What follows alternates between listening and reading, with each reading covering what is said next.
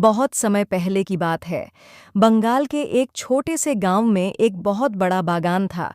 उस बागान में तरह तरह के पेड़ लगे थे। आम, जामुन, कटहल और सबसे ऊंचा था पीपल का पेड़। गांव वाले दिन में वहां जाते, लकड़ी या फल तोड़ते, लेकिन सूरज ढलते ही कोई उस बागान की तरफ मुंह तक नहीं करता। लोग कहते थे कि उस बागान में शाकचुन्नी रहती है। शाकचुन्नी असल में ऐसी औरत का भूत होती है जिसकी शादी के तुरंत बाद मौत हो जाती है। कहा जाता है कि वह अपने लाल हाथ की चूड़ियों और पायल की छनक के साथ अंधेरों में भटकती रहती है। गांव में एक युवक था, निताई। वह गांव के बाकी लोगों जैसा डरपोक नहीं था। उसने तय किया कि वह देखेगा आखिर उस बागान में कौन है।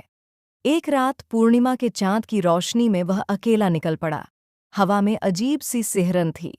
जैसे ही वह पीपल के पेड़ के पास पहुंचा, अचानक पायल की छनक सुनाई दी। धीरे धीरे सफेद साड़ी में लिपटी एक औरत सामने आई। उसका चेहरा ढका हुआ था, लेकिन उसके लंबे खुले बाल जमीन तक झूल रहे थे।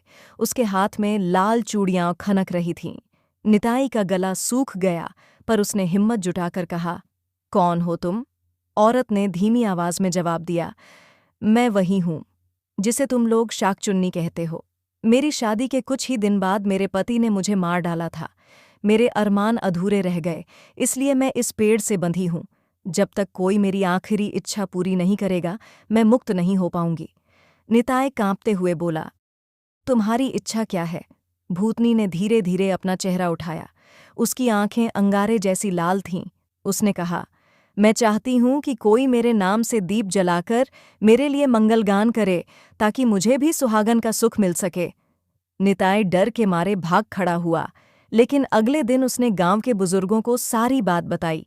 पहले तो सब हंस पड़े, मगर रात होते ही कई लोगों ने वहीं पायल की छनक सुनी। धीरे धीरे पूरा गांव मान गया कि शाकचुन्नी सच में है।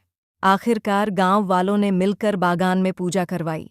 शाकचुन्नी के नाम से दिए जलाए, मंगल गीत गाए और उसके लिए सिंदूर, चूड़ियां और फूल चढ़ाए। कहते हैं उस रात पहली बार बागान में रोशनी फैली और किसी ने पायल की छनक नहीं सुनी। उसके बाद से शाकचुन्नी की आत्मा मुक्त हो गई। गांव वालों ने उस जगह एक छोटा सा मंदिर बना दिया। अब वहां लोग डरकर नहीं, बल्कि श्रद्धा से जाते थे। लेकिन आज भी जब कोई अकेला उस बागान से गुजरता है, तो कभी-कभी पायल की धीमी छनक सुनाई देती है। शायद वह शाकचुन्नी नहीं गई, बस गांव की रक्षा करने लगी है।